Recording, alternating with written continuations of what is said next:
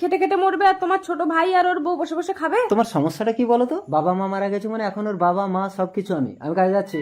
তার মানে আমাকেই ব্যবস্থা করতে হবে। আসছি। দাদা কাজে যাচ্ছেন? হ্যাঁ। দাদা আমিও কাজে যাব তোমার সাথে, নইলে আমি কাজ শিখবো কি করে? আচ্ছা ঠিক আছে চল।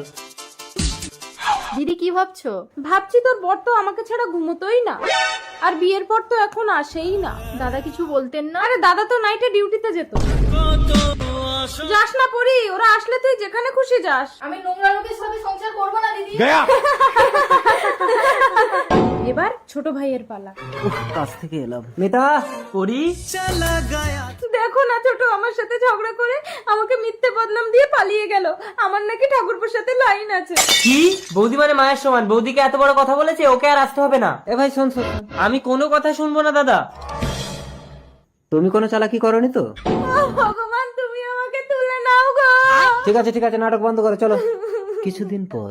হে আল্লাহ, পবিত্র কোরআন শরীফকে দেখার পরে ভিডিওটিতে লাইক এবং সাবস্ক্রাইব করে দিবে এবং ভিডিওটাকে 10 জনকে শেয়ার করে দিবে। আপনি তাকে পরীক্ষায় পাশ করিয়ে দিয়েন। সবাই কমেন্টে আমিন বলো। কি হলো বৌদি, হাত ধরে টেনে ঘরে আনলে কেন? ঠাকুরপো, তোমার বউ চলে গেছে, তোমার জ্বালাটা আমি বুঝি।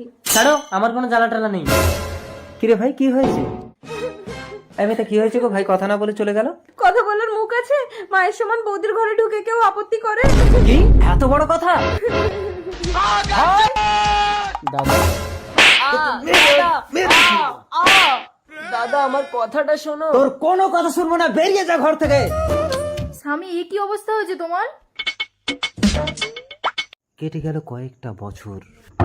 কে? মন্ডল ইন্ডাস্ট্রির 50 লক্ষ টাকা চুরির অপরাধে আমি তোমাকে অ্যারেস্ট করতে এসেছি। আমি করিনি স্যার। সেটা কোর্টে প্রমাণ হবে। স্যার ওকে ছেড়ে দিন। সেটা কোম্পানির নতুন মালিক এমজের সাথে কথা বলো। চলো। স্যার নতুন মালিক কে? আমি আমি আমি ঠাকুরপো। Don't touch me. পরি, তোর বরকে একটু বুঝিয়ে বল না রে। Mind your language. আগে নিজের ভুলটা স্বীকার করো। হ্যাঁ, আমি তোদেরকে ঘর থেকে তাড়ানোর জন্য মিথ্যে অপবাদ দিয়েছিলাম। দাদা ভাই পরি।